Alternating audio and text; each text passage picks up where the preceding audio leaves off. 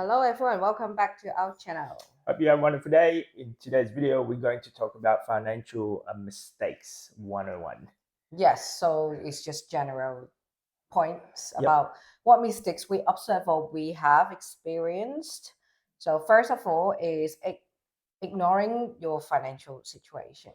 Personally, we've done this ourselves Yeah. when we first our journey towards looking at our personal finance.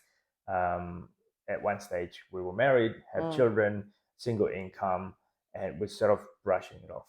We didn't know Well, really. I'll say it is we were both working at that time. We got all these financial plans set, all went through at that time. So we're thinking, okay, don't have to worry, just leave it as it is. After a few months or 1 year, I'll go back to work and things should get back to normal. But then circumstances changed, fell pregnant again, and then I couldn't work, stopped working. And then I was just too busy, and you were too busy working as well. Yeah, you were But too then you busy were, raising kids. I yes, was busy on trying to earn an pay the bills. income, pay the bills, and we sort of ignore everything. Yes, we ignored what happened. And then that time we have four properties, Yes. investment properties, and then all with a mortgage, and some of them, damaged or what not being rented out. So I just left that for you, and then Yeah. you were really stressing and actually a lot of argument, a lot of sleepless light. So we were just ignoring that situation has changed. We did not take action We didn't in actually time. sit down and talk about it. We didn't actually Mm, have actually being active about it. yeah, We just let it go and just hope for the best that it will work out. yeah, but it It didn't. didn't work out. Anyway, so it's So, just do not ignore your financial situation. Sometimes it change to better or worse. Or so the other way is your credit card. If you have credit card debt, just pay it. yeah, instead of paying the bare Mm, minimum, you might want to consider paying the whole entire lump sum or pay them as much as you can quickly. So mm-hmm. those little things that add up Yeah. in terms of your financial future, let's say, Mm, on how you go about. For us anyway, in the mm-hmm. relationship, now instead of ignoring it, we change that. We talk about it quite frequently. So at the very minimum, we do it once a month, where we Mm-hmm. talk about where are we at, how are we going, can How we can we improve. improve? Yes.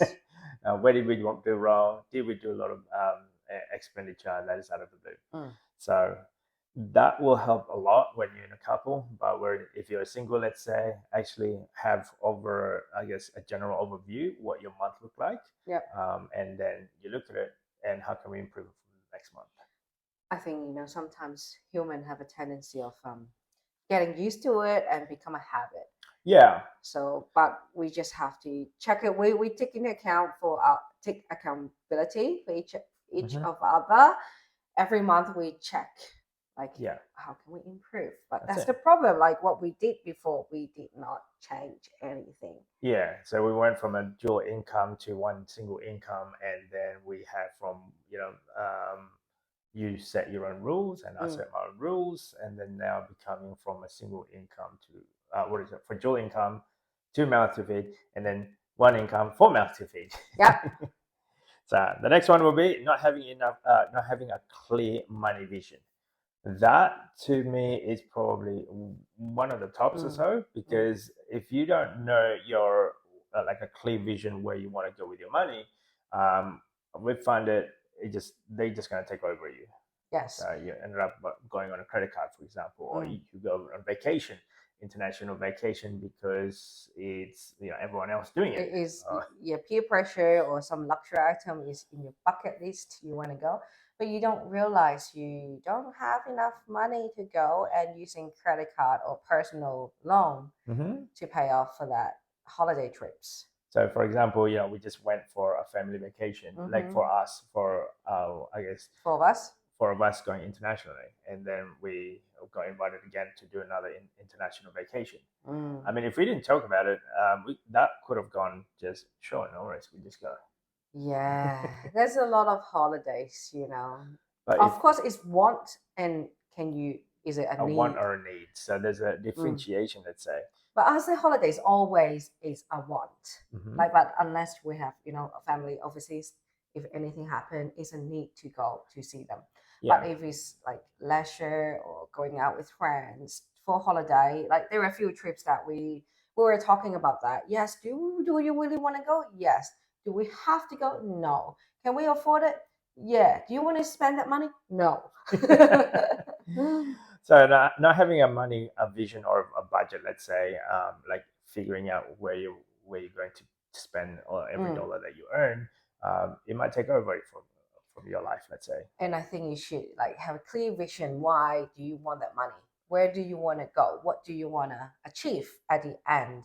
Yeah. So if you don't have a clear goal, then you will not just save the money, you will just spend all the money that you have. Next point would be not discussing money. So That was going back to point one, let's correct. say. It's very important. We like for us, we talk about that all the time. Like I like to spend. I love spending. I like to spend on holiday. Example, because we have few discussions about our holidays. Like I want this. I need. That's important for you. That's your Mhm. thing, let's say. Okay, all right, then so if we don't talk about it, we ended up probably just blowing all of I'll our. just book it. Yep. And then, well, for example, recently I booked a trip. You were like, oh, we don't have to, but if I really want it, then book it. Mhm. But then I have to talk about that because it's our money. It's not my money or your money. It's our money. So we have to spend it together. So if one person really want to spend it, the other person don't want to spend it, and sit down and talk about that. What can we do, or can we use the money for something else more important? So you just have to come to an agreement. Yep. With So that. having a discussion about it, the more open you are, the better it is.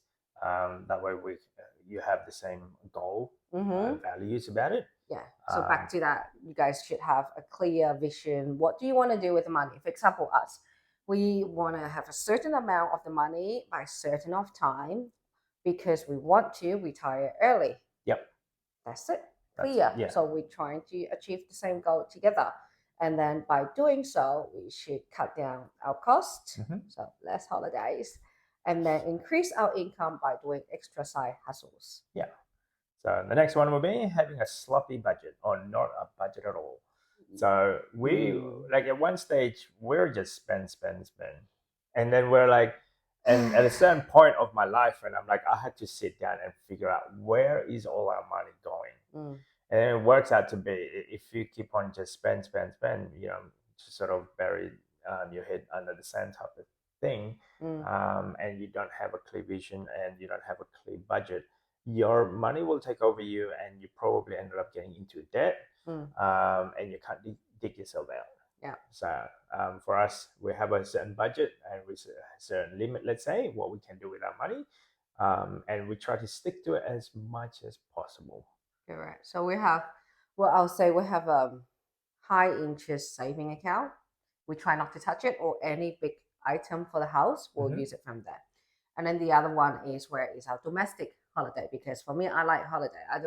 I don't really like materials, because you don't like materials. I'm not a material person. Yeah. So you don't like it. I'm okay with it. So we agree experience is more important for us. So we have a budget. So one account is for our domestic holidays, and the other account is for our international holidays. Yeah. So that's how we do the budgeting. But mostly is for our income is to do all the expenses, or daily we know certain expenses for the house or for the kids. And the next stage will be not having enough solid emergency fund. Everyone's emergency fund's a little bit different. For us, a rule of thumb is roughly about 3 to 6 months. Let's say that's what I've seen in a lot of articles based on my research.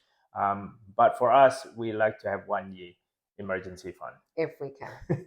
So each to their own. Like it might be too much for 1 year for some people. It's like that's ridiculous. Look, if that's what your comfort zone is, that's your comfort zone. I think it's just after we moved to this house, we realized sometimes when something broke down, that's quite a lot of money. Yeah. So owning a property, like a big property, I realized that instead of like, say, within a couple of $100 of repair, it would be in the thousand repairs. Always thousands. So we came from an apartment where it's very small because we pay strata, and now it's like we have our own house, so that you are the strata, let's say.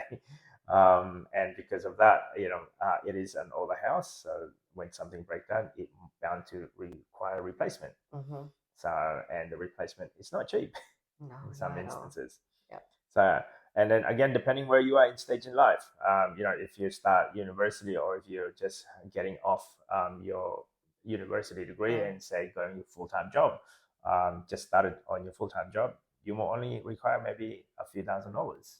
Or maybe you still stay at home with your parents, so you Yeah. save a lot of money. So your emergency fund, you don't need as much as us, because we work full time by ourselves with 2 kids. If touch wood, one of us cannot work, then we need quite a lot of money to be saved on the side. And also we have families in international.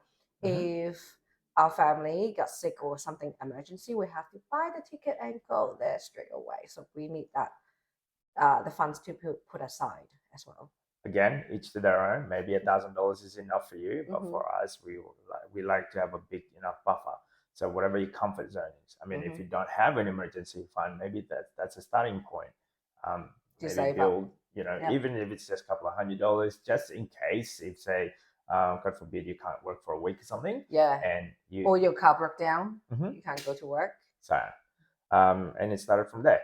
Mhm. So yeah, this is just, I guess we're probably going to go through a few different parts on this. This is, I guess, part one of I don't know how many series that we're going to do.